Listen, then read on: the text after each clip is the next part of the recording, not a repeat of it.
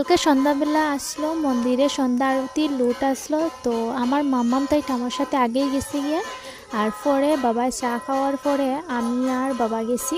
তো আমার মাম্মাম দেখো আমারে দেখে আমারে নিতে আইছে, আর কোন দিকে যাইনি দেখো আমার মাম্মামে দেখাই দের যে ওদিকে যাওয়ার লেগে মন্দিরের ভিতরে।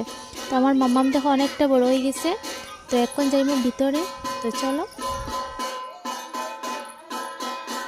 এখন আইছি মন্দিরের রান্নাঘরে। আর এখানে দেখো কালী ঠাকুরের ছবি দেখে আমার মামামে প্রণাম করে। আর ভিতরে এখানে রান্না করডা মানে বক লুচি লাড্ডু এগুলো বানানি হয়। তারপরে দেখো এখানে সবাই মিলে কীর্তন করডা, তারপরে সন্ধ্যা আরতি হইব। আর আমার মামা দেখো প্রচুর দুষ্টামি করে, যেখানেই যাই এখানেই তাই দুষ্টামি করতেই লাগবো।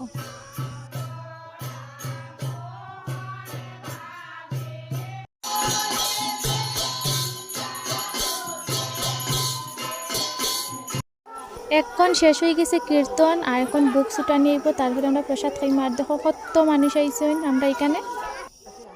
প্রসাদ খাওয়া দাওয়া শেষ, আর এখন যাইলাম আমরা বাড়িত। আর মাতারা যাইবা আরেক বাড়ি লুটে, ওই জগদ্ধাত্রী পূজা যে বাড়িতে হইছে ওই বাড়িতে। আর আমি বাবা মামাম যাইলাম বাড়িতে। আর আমার মামাম দেখো হান্নাহাটি করে টুকটুক চড়ার লাগিয়া।